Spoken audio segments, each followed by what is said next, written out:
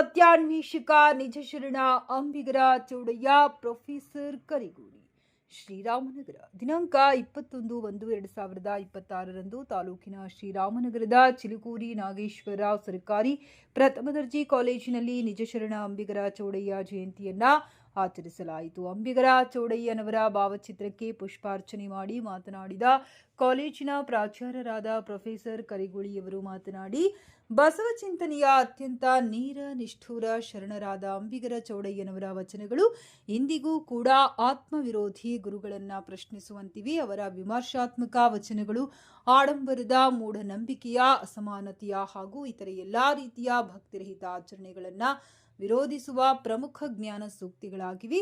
ಸತ್ಯದ ಅನ್ವೇಷಣೆಗಾಗಿ ತುಂಬಾ ನಿಷ್ಠುರವಾಗಿ ಆಲೋಚಿಸಿದ ವಚನ ಸಾಹಿತ್ಯದ ಮಹನೀಯರು ಚೌಡಯ್ಯನವರು ಎಂದರು. ಅಂಬಿಗರ ಚೌಡಯ್ಯರಂತಹ ಶರಣರ ವಿಚಾರಗಳನ್ನ ಇವತ್ತಿನ ಯುಗದಲ್ಲಿ ಹೇಳಬೇಕಾದರೂ ಕೂಡ ಒಂದು ಅರ್ಹತೆ ಬೇಕು ಎನ್ನುವಷ್ಟರ ಮಟ್ಟಿಗೆ ಅವರ ಕಟುವಾಗಿದೆ, ಆದರೂ ಸತ್ಯವಾಗಿದೆ.